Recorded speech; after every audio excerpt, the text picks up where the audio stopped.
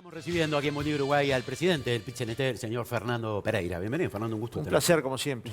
Bueno, ha corrido, ya me dirá si esto es tan así o no, la información de que el PIT-CNT estaría planteando una movilización denominada en defensa propia, obviamente a partir un poco de los dichos del candidato del Partido Colorado, Ernesto Talvi, con respecto a 50.000 cargos públicos que desaparecerían entonces en su posible presidencia. La pregunta es la siguiente, ¿no? A raíz de esto, el planteo de Talvi, vos mismo decís, es un planteo absurdo, este tipo de medidas asustan, si fuera empleado público me asustaría. ¿Vale la pena hacer esta movilización por algo que es absurdo de un candidato relativamente flojo en números? La prueba está con respecto a los 70.000 empleos públicos y que ni siquiera es presidente. ¿Vale la pena hacer una movilización por esto? Bueno, yo creo que vale la pena, porque si el movimiento sindical no se expresa en campaña sobre propuestas de este tipo y una coalición que el Partido Colorado podría llegar a integrar impulsa una medida de este tipo, con toda razón nos podrían decir, con toda razón, que no dijimos nada cuando se hizo el planteo. Ahora, ¿por qué podemos decir? Porque efectivamente hay una posición clara del movimiento sindical en torno a que si hay más o menos entre 4.200 y 4.800 trabajadores que se jubilan por año en el sector público, el resto, ¿dónde va a estar? Ahora, supongamos que todos se jubilaran, 10.000 por año, cosa que no sucede, estos datos son oficiales del BPS. ¿Qué va a pasar con las escuelas? Por ejemplo, si usted visita las escuelas de frontera, hay algunas que tienen 300 alumnos para el comedor escolar y un solo auxiliar. Se calculan que faltan aproximadamente 1.000 auxiliares. Cuando un maestro se jubile, ¿no se va a cubrir el cargo? ¿Eso qué va a implicar? ¿Más cantidad de niños por clase? Una cuestión que se viene peleando en todo el Uruguay desde hace décadas para que haya clases razonables de entre 20 y 25 niños. Si no se cubren las vacantes de enfermeros, de NERS, de médicos, la atención por cada uno de los trabajadores va a ser mayor. Esta es una discusión racional y encima se nos responde. La actitud del PIT-CNT es patotera, es antidemocrática. Y abajo te dice que todos te dicen que van debajo del brazo con la Constitución y la ley. ¿Usted ve en algún lado que esté prohibido el derecho a la protesta, a la libertad de expresión, a expresarse sobre propuestas que usted cree que lo van a perjudicar? Usted imagínese que mañana como actor de teatro y director le dijeran se van a anular el 20% de las salas de teatro. ¿Usted no protestaría? Imagínense que a cualquiera le dijeran si le va a caer 20% algo. ¿No protestaría? Ahora, si a mí viene alguien que no tiene realmente ningún tipo de poder o incidencia en el medio teatral a decirme que se van a cerrar 20 salas teatrales, no me importa. Sí, pero ni él siquiera tiene, lo escucho. A ver, estamos hablando de uno de los partidos de la coalición que va a disputar el gobierno de la República. Mire que no estamos hablando de Novi, estamos hablando de alguien que puede ser parte de un gobierno. Entonces, esta es una parte. La otra parte es anuncia a través de unos asesores, Fernando Pérez Tabó, que los consejos de salarios de aquí en más solo van a ajustar los mínimos por categoría. ¿Qué significa esto? Que el resto de los trabajadores, los que están sobrelaudados, bueno, acá los trabajadores del canal deben de estar sobrelaudados, ellos no van a ajustar hasta que no lleguen al mínimo de categoría. O que haya una negociación bipartita que se lo permitan. Ahora, en Uruguay ya tuvimos negociación bipartita. La negociación bipartita trajo como resultado que durante mucho tiempo se ajustara por debajo de los precios, es decir, por debajo de la inflación. Y esto no solo impacta en los trabajadores, impacta también en los 700.000 jubilados que ajustan por el índice medio de salarios. Entonces, acá hay alertas varios. Si la sociedad nos quiere escuchar o no, depende de cada uno, que lo va a discutir y lo va a procesar en el libre albedrío.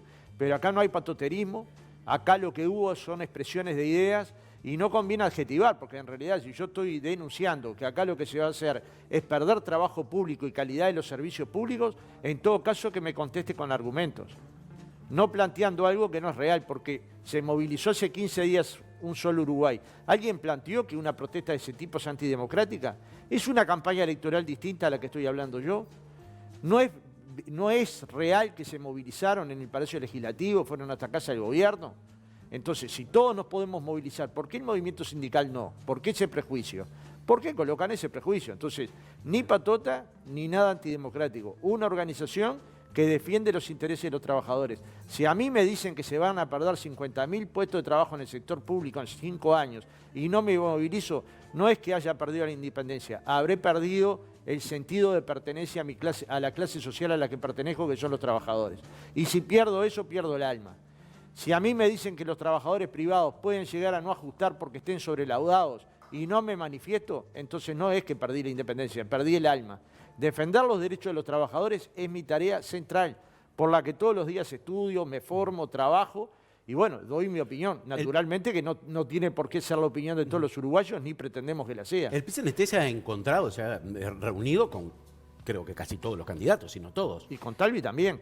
Incluyendo. Y en la reunión con Talvi, él nos planteó que creía que la plantilla de públicos iba a ser menor, como ayer lo ha planteado el diputado Ope Pasquet. Y nosotros le respondimos ahí, no estamos de acuerdo, un estado mínimo que es lo que se procuró en los años 90 y como consecuencia tuvimos una crisis espantosa, trabajos irregulares en el Estado, contratos de obra, porque no es verdad que había menos funcionarios públicos.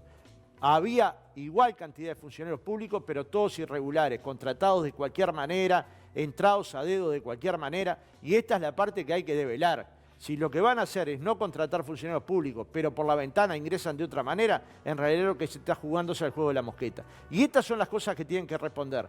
Porque nadie va a hacer una patota porque se junte en un estadio de básquetbol a hacer un acto público. ¿Dónde está la patota ahí?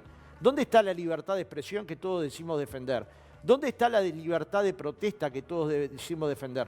Resulta que si la protesta es contra mí, es antidemocrática. Si la protesta es contra mí, es patotera. Si se hace en términos pacíficos. ¿Usted cuándo ha visto una movilización del PCNT patotera o que haya generado un daño a alguien en la sociedad? No la ha visto nunca. Ahora, ustedes hablan de que es una movilización que tenga un efecto que vaya más allá. Inclusive ni siquiera hablan de paro. No. Hablan de algo diferente. Sí, de algo que emocione o movilice. Y bueno, emoción justamente eso, es moverse hacia a la gente. ¿Qué están pensando? ¿Hay fecha para esto? Los trabajadores públicos tienen que tener claro que si no tienen un cargo efectivo, tienen riesgo. Yo no lo puedo asegurar, pero el anuncio es un anuncio de riesgo. Los trabajadores privados y los jubilados tienen que tener claro que si no hay ajustes salariales en el tripartismo, sus ajustes salariales están en peligro. Y si no lo están, lo tienen que decir claro, como por ejemplo lo ha planteado Azucena Arbeleche. O, por ejemplo, como lo ha planteado Daniel Martínez. Pero lo tienen que decir con esa claridad. Y si no lo dicen, entonces está en peligro. Porque, digamos, la cuestión en política es si se deja claro aquellos temas que son cardinales. ¿A los uruguayos les interesa o no saber qué va a pasar con su capacidad de ingreso? ¿A los uruguayos les interesa o no saber cómo va a ajustar su jubilación? ¿A los trabajadores públicos les interesa o no permanecer en su puesto de trabajo?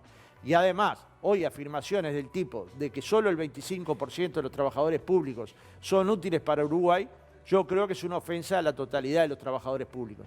Digamos, cuando se cortan la cantidad de trabajadores públicos, después los servicios públicos empiezan a ser ineficientes, los reemplazos de la energía empiezan a ser ineficientes, el trabajo celular o de telefonía empieza a ser ineficiente y todos nos quejamos de un Estado que funciona mal. Ahora, ¿Y hoy cuáles dificultades tenemos? Debe ser de los países en el mundo donde tenemos mejor cobertura de banda ancha, donde todos podemos andar en la calle con banda ancha. Esto parecería común, pero no es común. Entonces, digamos, vamos a ser francos. Si queremos deteriorar el Estado, a lo que vamos es a un modelo neoliberal.